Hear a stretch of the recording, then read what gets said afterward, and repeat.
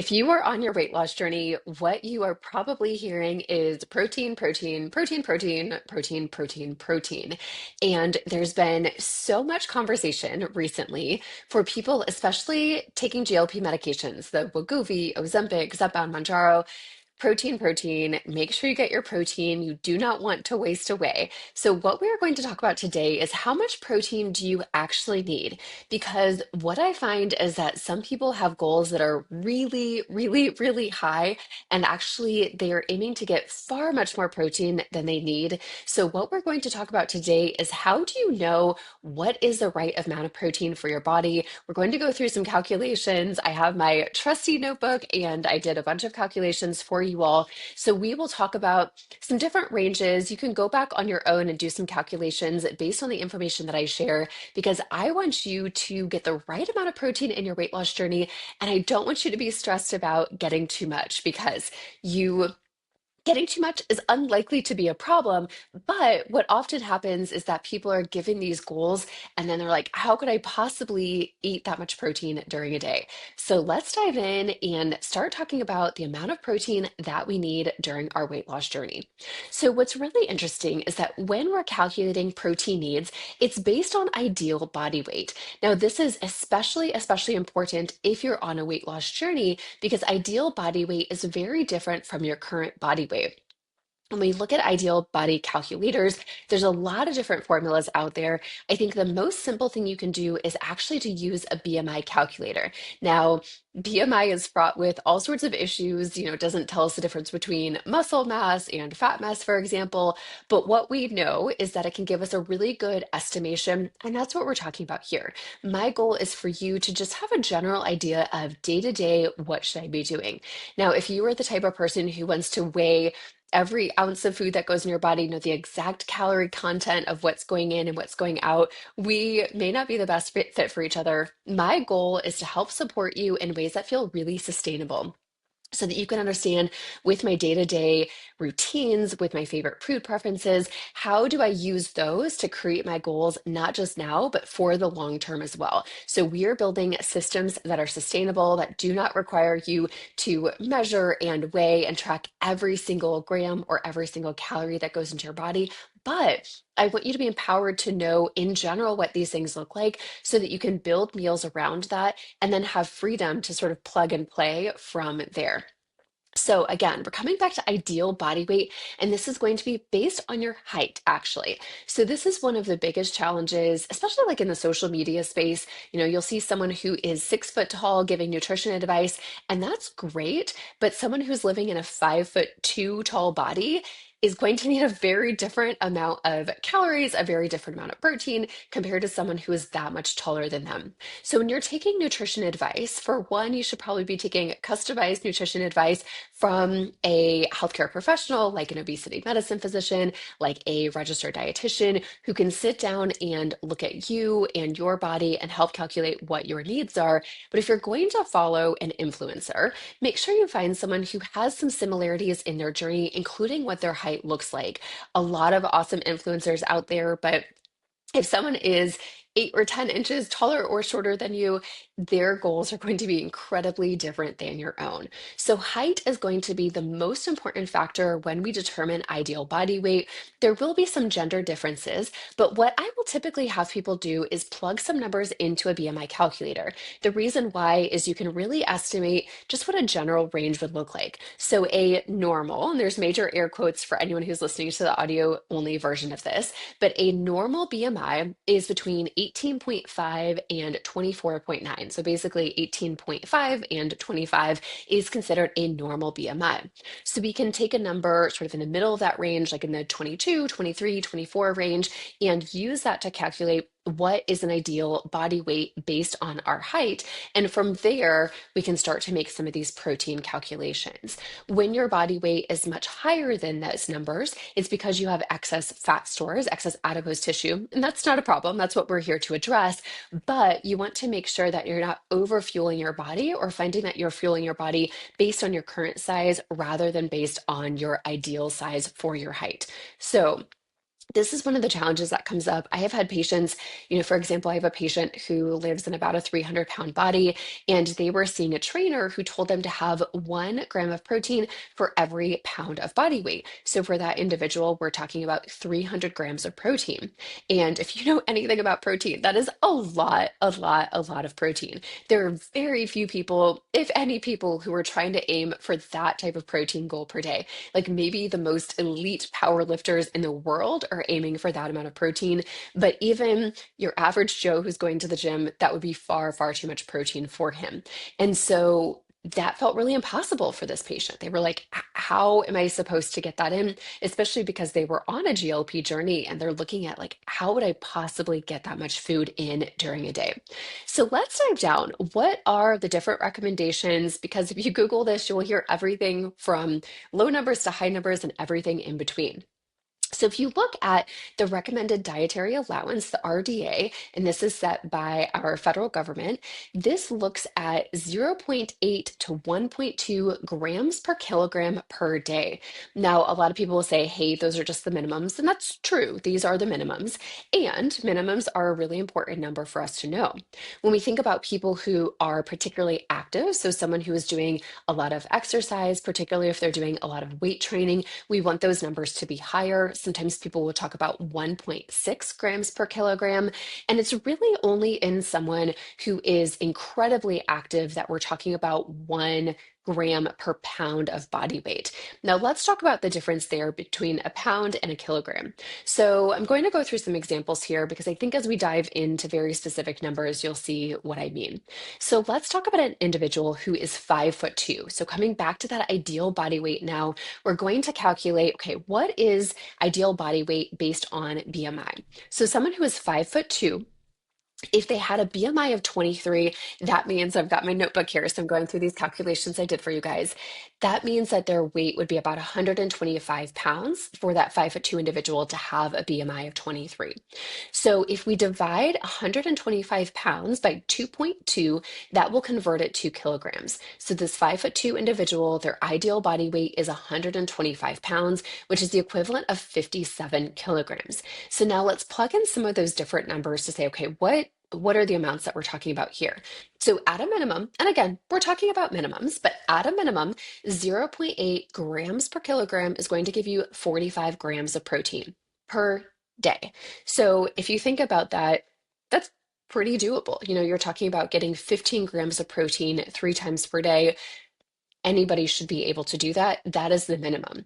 Now, I will often counsel my patients about what those minimum numbers are, because especially at the very beginning of a GLP journey, on days when you're more sedentary, you aiming for those minimum numbers is perfectly acceptable. You can always get more than that, but we want to make sure that every single day we're hitting that minimum. But then on days that we are more active, maybe we're aiming for that 1.2. So 1.2 grams of protein per kilogram. Again, we're talking about this 5'2" individual with an ideal body weight of 125 pounds.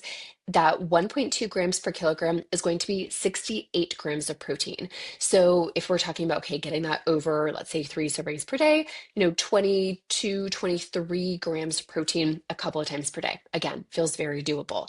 Now, for that individual who's incredibly active, doing a lot of activity, especially doing a lot of weight training, they may be aiming for that 1.6 grams per kilogram, which brings them to 91 grams of protein per day. So divide that out over 3, about 30 grams of protein per meal. So this is for a 5'2" individual. Now, let's say you're a little bit taller. So for a 5'5" individual, if we look at a BMI of 22.5, that brings us to 135, trying to use some round numbers here.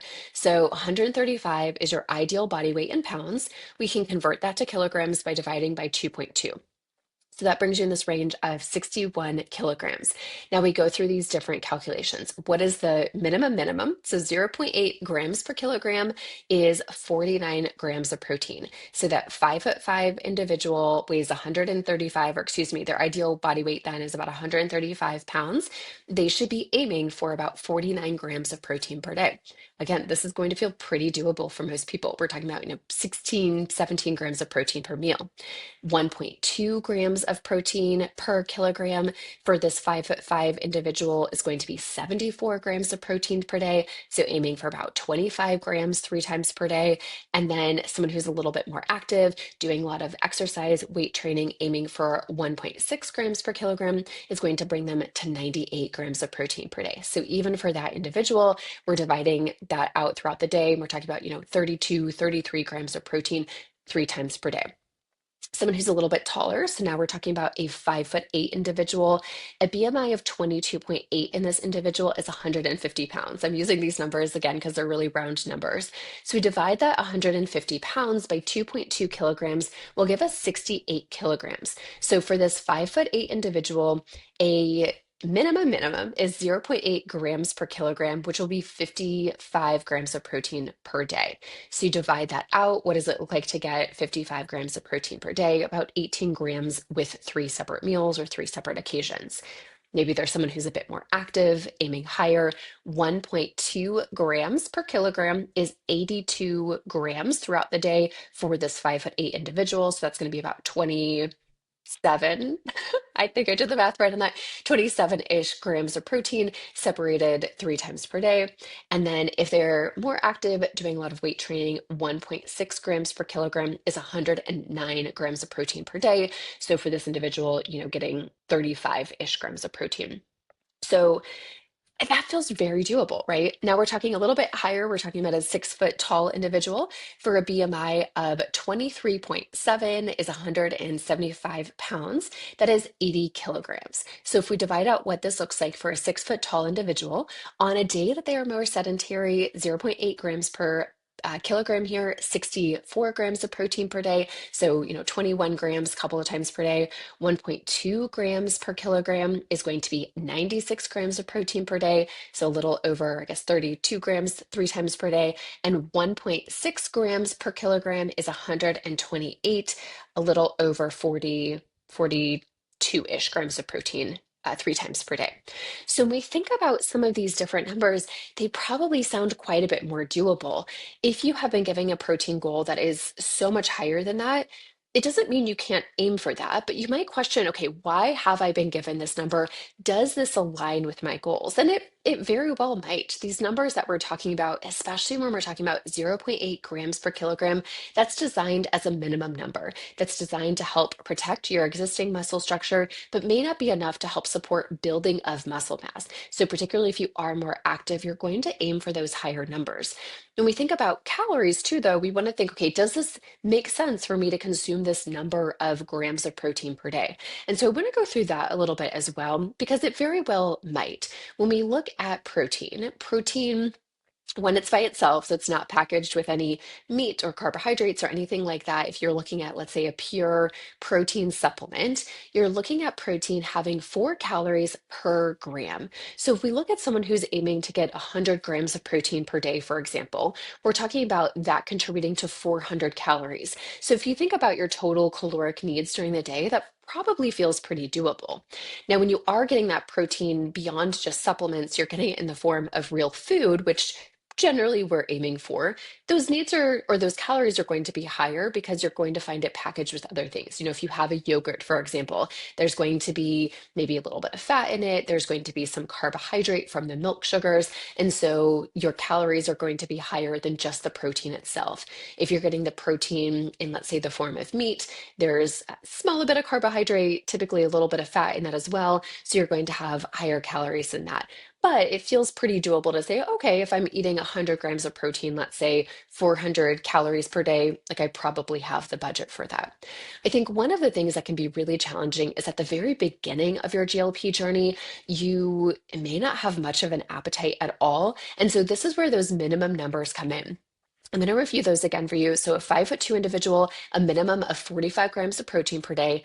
A 5'5" individual, a minimum of about 49-50 grams of protein per day. A 5'8" individual, a minimum of 55 grams of protein per day. And a 6 foot tall individual, a minimum of 64 grams of protein per day.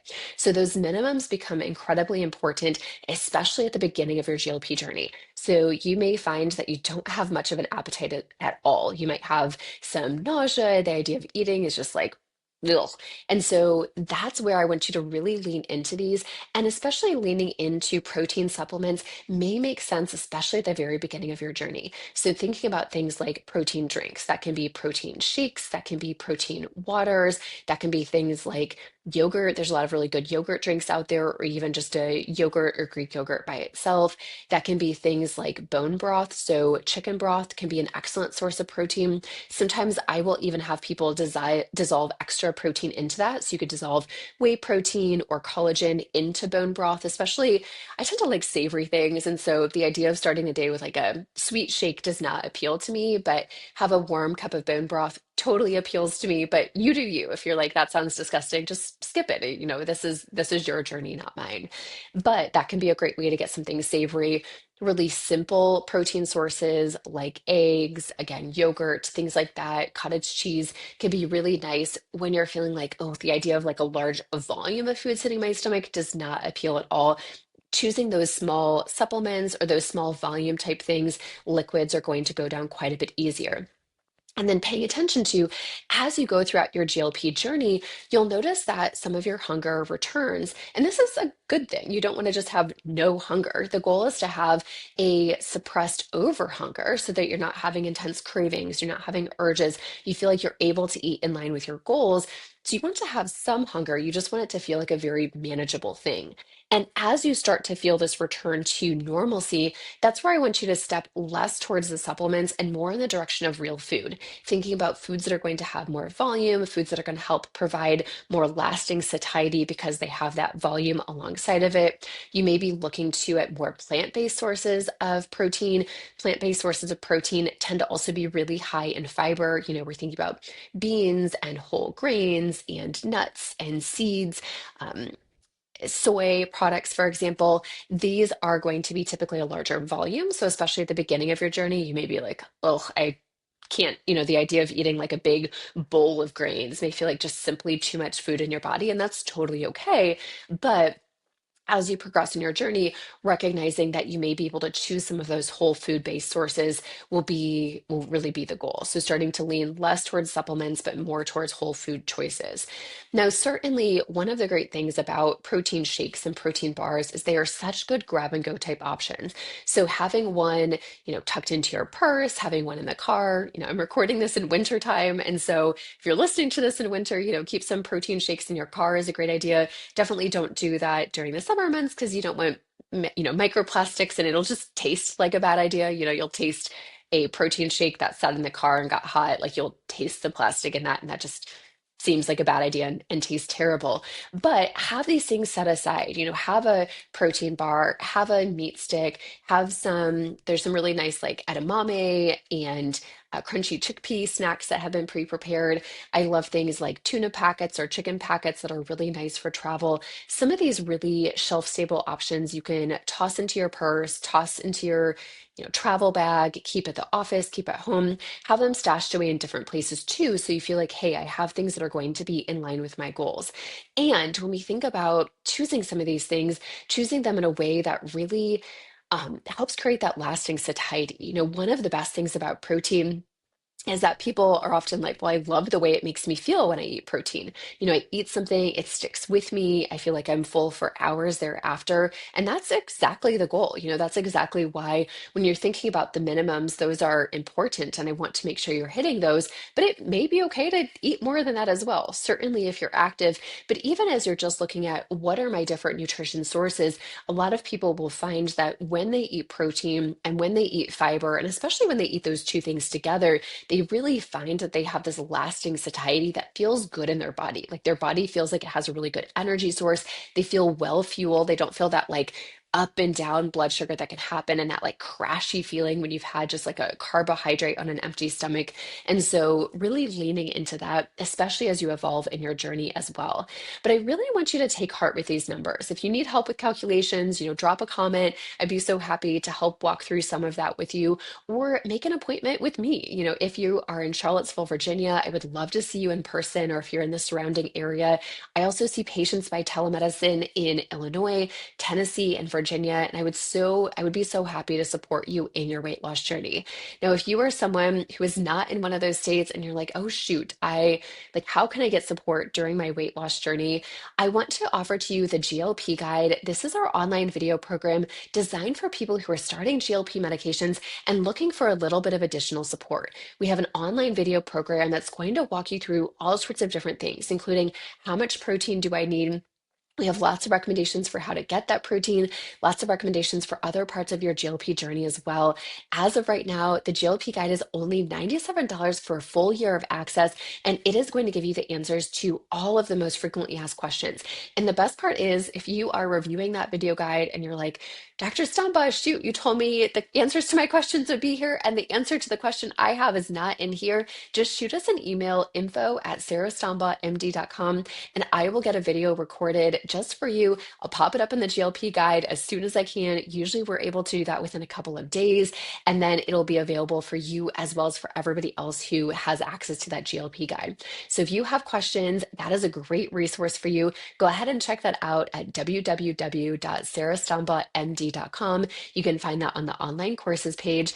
Thank you so much for joining me for today's episode. If you are on YouTube, like and subscribe so you can get weekly updates for these. If you are on my podcast, go ahead and see my YouTube channel as well, especially as we're going through new things. You'll see I do a lot of hand talking, and I'm excited to talk also, share some visual diagrams and all of that as we go.